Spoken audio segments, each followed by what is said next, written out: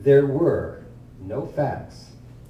A monster lump sum payment blinded all.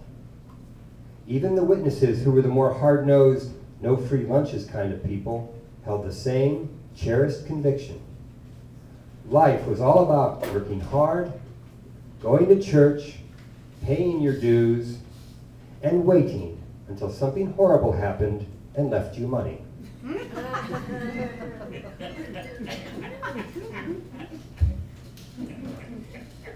Imagine my chagrin, and what nerve I had trying to grind their bright dreams of great expectations into the stark reality of double indemnity. I pressed on. I was going to find out who's flying that damn plane or go down trying.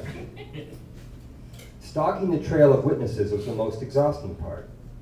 I hit the road and chatted up with waitresses, mail carriers, convenience store clerks, realtors, golf buddies. I was seeking any reliable recall of last conversations with the insured about his travel plans. I needed witnesses who might have remembered the insured saying, "I'm flying us to," and my son-in-law is the co-pilot, or who recollected the son-in-law declaring, "My father-in-law wants to fly us to." This much was certain. I could prove the doctor had a history of risk-taking behavior. He had rented several planes before and made cross-country flights that were beyond his student pilot's limitations. He rarely filed flight plans. His fuel log entries were poor, and this practice would eventually lead to an emergency landing because the plane ran out of fuel. And then there was the most glaring risk of all.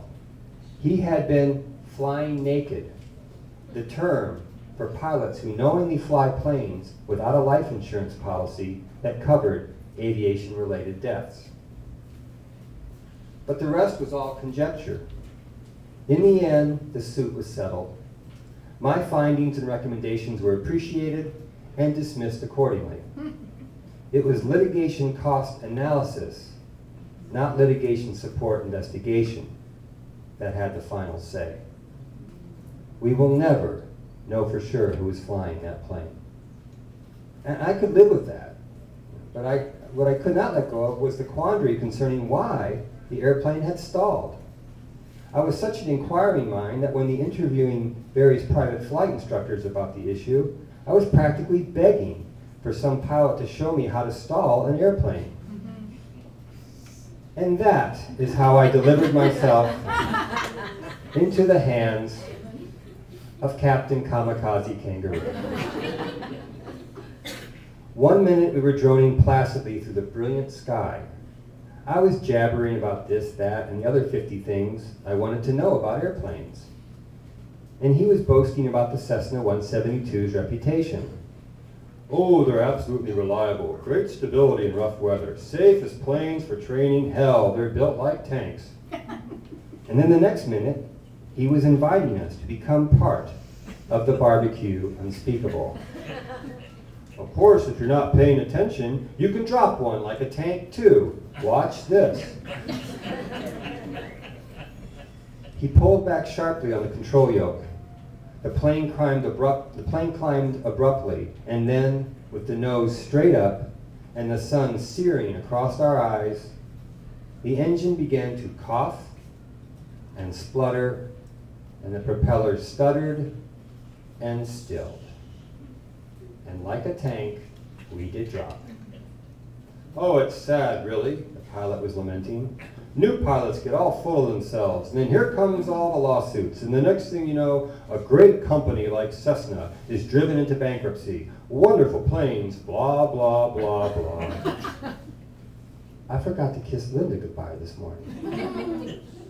My dogs will not understand why I can't play with them anymore.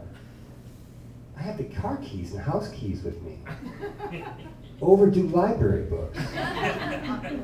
Start this fucking plane now. See, a stall doesn't mean anything's wrong with the engine. It means the pilot doesn't have enough airspeed to give him lift anymore. This guy started to fall, and at that low altitude, he ran out of room. End of story. End of story? Oh, God. people have been quarreling over the voice of God for millennia, and nothing I swear to or remain silent about will tip the balance of the debate one way or the other. But I am absolutely certain of this. Sometimes the voice of God sounds exactly like the sound of an airplane engine coming back to life. The belching, popping, and roaring of a stable, reliable Cessna 172 engine, to be exact. The pilot was chuckling to himself as he flew back towards the airport.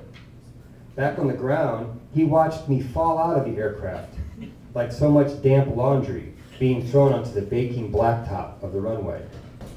He put his chummy hands on my rigid neck and shoulders and gave me a hearty squeeze. Ha ha, I got you, didn't I? Ha ha. Yep, you certainly did. And in return, I put a shaky, not so chummy life and death claw on his fat forearm, and my thoughts threatened to shoot right through my possum grin. As soon as I get back from the bathroom, you're dead, you loony bastard. What I actually said was something more professional. Well, what if the plane hadn't restarted? He shrugged and spread his hands palm up, offering up his doubts to the cause and effect rebound universe, the violated laws of which airplane pilots explore briefly, but investigators inhabit fully. Then he replied, "We'll never know, will we?" Thank you.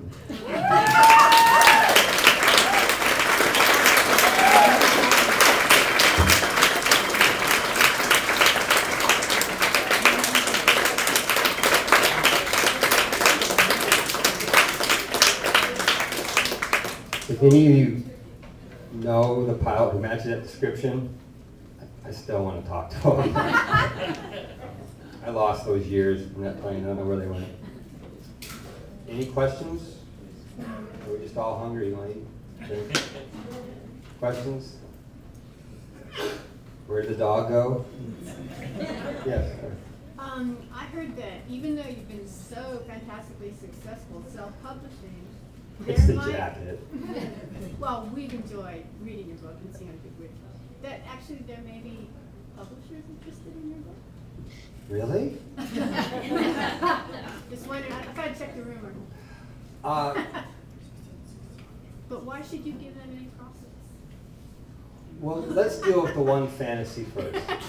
What was the question? The question was, is there the rumor is that other publishers are interested in your book? Is that true? And the answer is, none that I've heard. I've had a lot of literary agents, pick it up and place it down, but I have not gotten any true bites by any publishers. Answer your second question, I don't need y'all. Yeah. I'm on the shelf now. Yeah. I sold 1,000 through one bookstore. Nice if you would like to help me sell more. Nicer still to have it on this bookshelf. And that's my stubborn, contrarian stance. So, any other questions? Yes? Are you working on anything to follow? Yes. And what is it? No. Yes, I am. And no, I won't tell you. Will it be out by Christmas?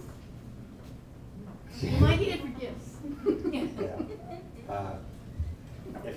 If all the stories can fit down the